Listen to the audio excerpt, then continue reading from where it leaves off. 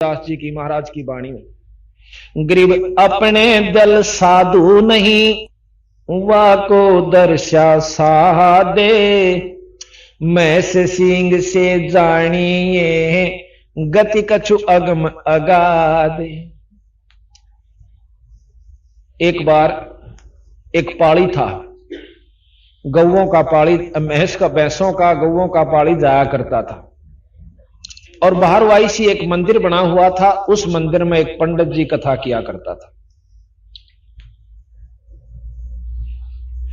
वो पाड़ी जब भैंस जोड़ में बैठ जाती या बाहर बैठा देता उन पर छाया में, कुछ समय उस मंदिर में उस पंडित जी की कथा सुन खातिर चला जाया करता था।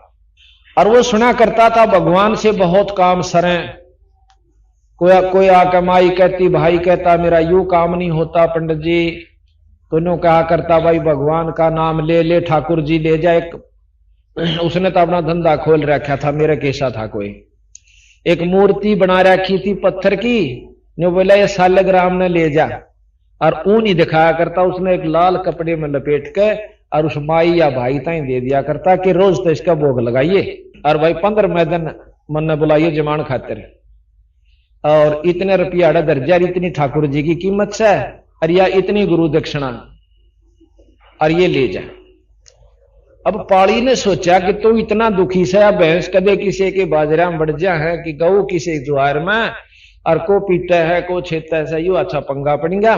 तू भी ले लेने एक ठाकुर जी, जहां तेरा भी काम सर जा, यू पाड़िए बन जा। मेरी मैं सैन रोक दे, गौवा ने हिर लिया। एक दिन हाथ जोड़ कर बोला, पंडित जी कहा भाई एक ठाकुर जी मन ने भी दे देने, के करेगा, अग बहुत दुखी हो रहा सु, मेरी भैंस ये गऊ इधर उधर भाग जा से, और मैं तंग पा रहा सु। एक हाथ जोड़ कर प्रार्थना से मन एक ठाकुर मन ने भी दे देने। अब उसने सोचा पंडित जी ने जो नाटेगा तो डले मारेगा, क्यों पाली को बद्दी भी हो से, और देगा तो ठाकुर की प्रतीत नहीं करे ना, इसने बेरा यू तो देखा देखी लगा हुआ।